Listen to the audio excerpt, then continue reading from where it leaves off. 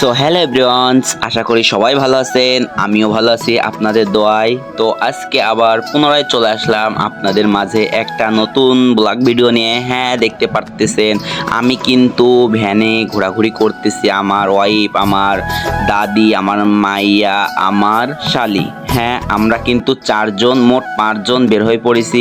আমি আমার শ্বশুর বাসায় এখনো পর্যন্ত প্রায় 2 বছর হচ্ছে যাইনি। সরি, আমি এর ভিতরে আরো একবার গেছিলাম। হ্যাঁ, আমার শ্বশুর যখন মারা গেছিল।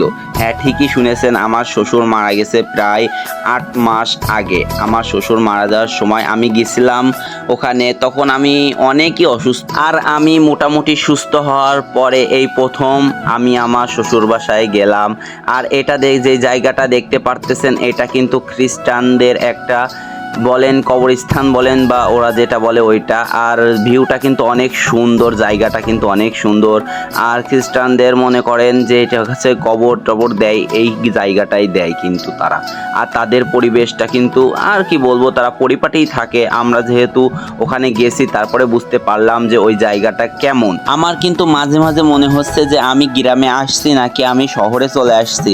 কারণ গ্রামের ভিতরে এমন এমন সুন্দর সুন্দর প্লেস আছে, এমন এমন সুন্দর সুন্দর জায়গা আছে যেটা আমি কখনো ভাবতেও পারিনি। আর এই যে মূর্তি মতো যেটা দেখতেছেন, এই মূর্তির সামনে কিন্তু ওরা সন্ধে হলে মোমবাতি জ্বালায় পূজা টুজা দেয়। আর এই স্যান্ডউইচ স্কুলে আমার ওয়াইফ পড়াশোনা করতো। আর এই যে বিল রাস্তাটা দেখতেছেন, এই বিল রাস্তাটা কিন্তু আগে অতিরিক্ত খারাপ ছিল, বলতে গেলে কাঁচা রাস্তায় ছিল, অনেক পরিমাণ কাদা ছিল, যেতে কষ্ট হতো। নতুন করে এই রাস্তাটা করেছে। ভিডিওটা এই পর্যন্তই ছিল, অন্য কোনো ভিডিও আবারও দেখা হবে। তো সেই পর্যন্ত সবাই সুস্থ থাকবেন। আল্লাহ হাফেজ।